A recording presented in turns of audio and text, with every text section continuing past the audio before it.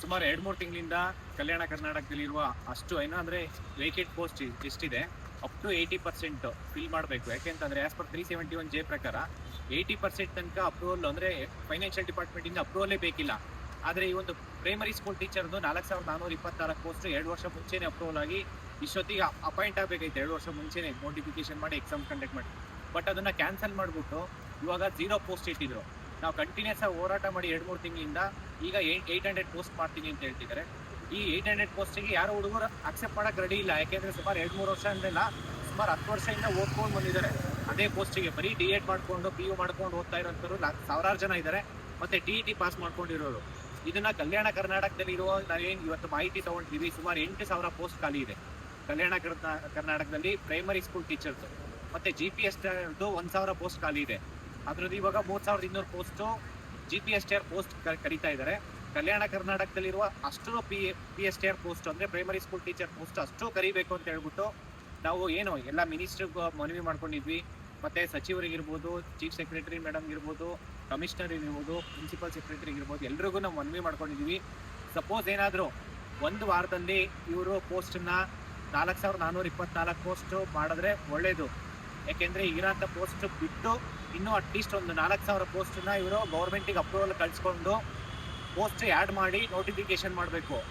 ಇಲ್ಲ ಅಂತಂದರೆ ಒಂದು ವಾರದಲ್ಲಿ ಕಲಬುರಗಿಯಲ್ಲಿ ನಾವು ಏನು ಇದಕ್ಕೂ ಮುಂಚೆ ರೆಕ್ರೂಟ್ಮೆಂಟ್ ಆಗಬೇಕು ಅಂತ ಹೇಳ್ಬಿಟ್ಟು ಇಡೀ ಕರ್ನಾಟಕದಲ್ಲಿ ಎಲ್ಲ ಡಿಸ್ಟಿಕ್ಕಲ್ಲೂ ನಾವು ಹೋರಾಟ ಮಾಡಿದ್ವಿ.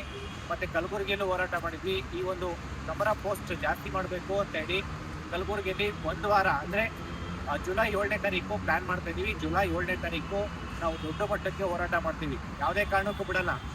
ಈ ಒಂದು ಹೋರಾಟ ಮಾಡಬೇಕಾ ಬೇಡವಾ ಅಂತ ಹೇಳಿ ಗೌರ್ಮೆಂಟ್ ಡಿಸೈಡ್ ಮಾಡಬೇಕು. ಯಾಕೆಂದರೆ ಈಗ ಡಿಪಾರ್ಟ್ಮೆಂಟಿಂದ ಏನು ಅಪ್ರೂವಲ್ ಕಳಿಸ್ತಾರೆ ಅದನ್ನ ಗೌರ್ಮೆಂಟ್ ಡಿಸೈಡ್ ಮಾಡಿ ಇಮ್ಮಿಡಿಯೇಟ್ ಏನು ಇಷ್ಟು ಜನ ಸಾವಿರಾರು ಜನಕ್ಕೆ ಇನ್ಜಸ್ಟಿಸ್ ಆಗಿದೆ ಆ ಜಸ್ಟಿಸ್ ಕೊಡೋ ಅಂತ ಕರ್ತವ್ಯ ಸರ್ಕಾರ ಮಾಡಬೇಕು.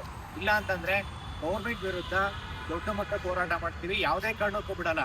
ಯಾಕೆಂದರೆ ಸ್ಟೂಡೆಂಟ್ಸು ಬರೀ ಡಿಪಾರ್ಟ್ಮೆಂಟು ಮಿನಿಸ್ಟ್ರು MLA ಮನೆ ಓಡಾಡ್ಕೊಂಡಿದ್ರೆ ಅವ್ರು ಯಾವಾಗ ಓದಬೇಕು?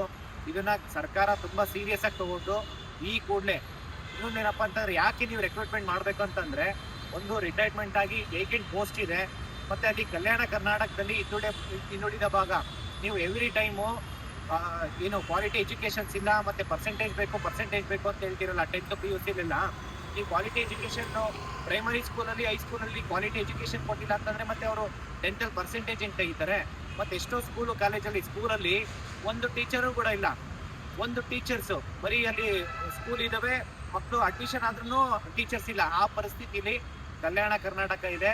ಇದನ್ನ ತುಂಬ ಗಂಭೀರವಾಗಿ ಅಲ್ಲಿರೋಂಥ ಎಲ್ಲ ಸಚಿವರಿರ್ಬೋದು, MLAಗಳಿರ್ಬೋದು ಎಲ್ಲರೂ ಗಂಭೀರವಾಗಿ ತಗೊಂಡು ಆಸ್ ಪರ್ 371 ಜೆ ಪ್ರಕಾರ ಅಪ್ ಟು 80% FD ಇಂದ ಅಪ್ರೂವಲೇ ಬೇಕಿಲ್ಲ. ಇನ್ನು 20% ಏನಿದೆ ಅದನ್ನ FD ಅಪ್ರೂವಲ್ ಕಳಿಸ್ಬೇಕು. ಮತ್ತೆ ಇಲ್ಲಿರೋಂಥ ಕಮಿಷನರ್ ವಿಕಾಸ್ ಸರ್ಗೂ ಅಷ್ಟೇ ನಾವು ಮನವಿ ಮಾಡ್ಕೊಂಡಿದ್ವಿ. ಮತ್ತೆ ಪ್ರಿನ್ಸಿಪಲ್ ಸೆಕ್ರೆಟರಿ ರಶ್ಮಿ ಮೇಡಮ್ ಇದನ್ನ ತುಂಬಾ ಸೀರಿಯಸ್ ಆಗಿ ತಗೊಬೇಕು. ಯಾಕೆಂದ್ರೆ FD ಕಳ್ಸೋಂಥ ಅವಶ್ಯಕತೆನೇ ಇಲ್ಲ.